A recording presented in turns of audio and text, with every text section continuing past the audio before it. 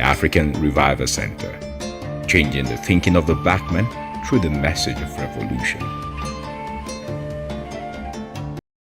I'm going to be sharing with you foolishness of the righteous man. The foolishness of the righteous man. Because if Nigeria is going to be a great nation, we need an alliance of righteous people, upright people, good people. And that was the reason why I wrote this book way back in 2012. But you know, you Nigerians, you think that anyone that writes a book wants to make money from it. So I just laugh. But I've given it to few people to read, and I believe that those who have read the book will realize what is inside it. So you can go and get a copy. But the foolishness of the righteous man, and one of the things I shared in the book is that righteous people, upright people, people of integrity, they usually think that everything revolves around them. They don't see any reason why they should have an alliance. And you see, these people you're talking about in government, corrupt people, it's very easy for them to align, to form an alliance and do things that they want to do together. But with upright people, there is always that clash of ego, shallow, foolish ego that will not allow righteous people to do things together to move our nation forward. And I'm going to give you an example in the Bible, the example of Elijah. Elijah was on Mount Carmel addressing the children of Israel, telling them about why they should not follow Baal and follow God. And he was about to do like an open challenge. And one of the things he told them is in 1 Kings chapter 18, verse 22.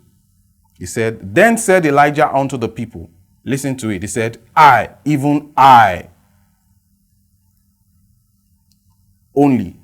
Then Elijah said unto the people, I'll read it again, "I, even I only remain a prophet of the Lord, but Baal's prophets are 450 men.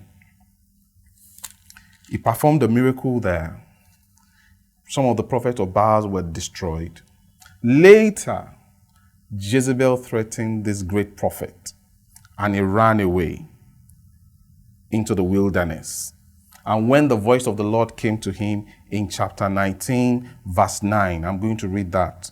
He said, "And he came thither unto a cave and lodged there. And behold, the word of the Lord came to him. And he said unto him, What doest thou here, Elijah?" Listen to what Elijah said. Elijah told God, he said, "I have been very jealous for the Lord God of hosts, for the children of Israel. For the children of Israel have forsaken thy covenant, thrown down thine altars, and slain thy prophets with the sword. I, even I am left, and they seek my life to take it away." Second time, he's saying that. If you check again, verse 13 downwards, it says, and it was so, when Elijah heard it, that he wrapped his face in his mantle, and went out, and stood in the entering of the cave. And behold, there came a voice unto him, and said, What doest thou here, Elijah? Listen to what Elijah said again. He said, "I have been very jealous for the Lord God of hosts, because of the children of Israel have forsaken thy covenant, thrown down thy altars, and slain thy prophets with the sword. And I, even I only, am left, and they seek to take my life." The foolishness of the righteous. So in Elijah's mind, he is the only righteous person in the city. In Elijah's mind, God's program cannot be possible because he is the only one. In Elijah's mind, everybody has followed Baal and is the only true prophet. But listen to what God told him in verse 15. "And the Lord said unto him, Go, return thy way to the wilderness of Damascus, and when thou comest, anoint Hazael to be the king of Syria. And Jehu the son of Nimshi shalt thou anoint to be king over Israel. And Elisha the son of Shaphat of Abimelech shalt thou anoint to be prophet in thy room. And it shall come to pass that him that escapeth the sword of Hazael shall Jehu slay, and him that escapeth the sword of Jehu shall Elisha slay." Verse 18 says, "Yet I have left me 7,000 in Israel, all the knees which have not bowed unto Baal, and every mouth which have not kissed it." Here is a man, a prophet, who feels that he is righteous. He is the only one. But he feels that because he is the only one that is on social media, he is the only one that has great following, he believes that he is the only prophet. And I'm saying this to all of you who are in the marketplace and in the ministry. You are not the only one. You need to reach out to other people. You need to reach out to people of like minds. You need to be deliberate about it and reach out. In this same country, people will form political alliance. They say that they think about the same thing. By the time they finish the meeting, ego has entered. They cannot come to a conclusion. And that is the reason why I wrote this book, so that righteous people, those who have the same intention, can come together. But what we do, we sit down in seminars, speak good English, clap our hands, shout, and that will be the end. That shouldn't be the end. When we attend seminars, we come together talking about nation building. We should be each other's friends. We should form a covenant with each other. The same covenant that existed between Jonathan and David. That is the level of covenant that upright people should be entering. Check your phone and your contact on social media. How many people think like you? How many people carry the same burden that you carry? But in Nigeria, it's almost as if we are all jokers.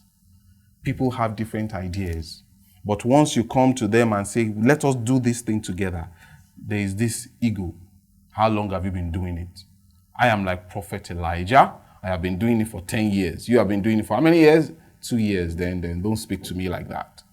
It is the reason why evil keeps prevailing in our nation. That is the foolishness of the righteous.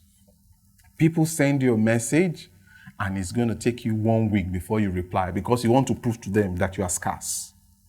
People call you on the phone and send you a message, "Oh, I'm so person, I'm so person, this is what I like." You don't want to listen to them because you want to feel that you are big. There is the saying that says, don't answer their phone. The more scarce you are, the more your value increases. In a nation that is burning, you are doing branding of yourself. It is the foolishness of the righteous. I pray that the Lord will open your eyes to see that all of you who have genuine intention for Nigeria to be a great nation, you must stop that your ego playing games and hold the hands of another person. It is not the person who is on social media that is upright. But here, Elijah is the one that everybody knows. And Elijah is saying, I am the only one. I am the only one that has 1 million followers. But can you imagine God saying that I have separated to myself 7,000 in the same city? What happened? Elijah wasn't looking. Elijah can't see Hazael. Elijah couldn't see Jehu. Elijah couldn't see Elisha. God had to tell him that these people too are my children. But you want them to come and bow to you. To say, Prophet Elijah, we are your children. The 7,000 people that God has separated in secret places, they are not on social media. I pray that the Lord will open your eyes. Nigeria is bleeding. And the alignment of righteous men in power, the alignment of upright and godly people is necessary, expedient.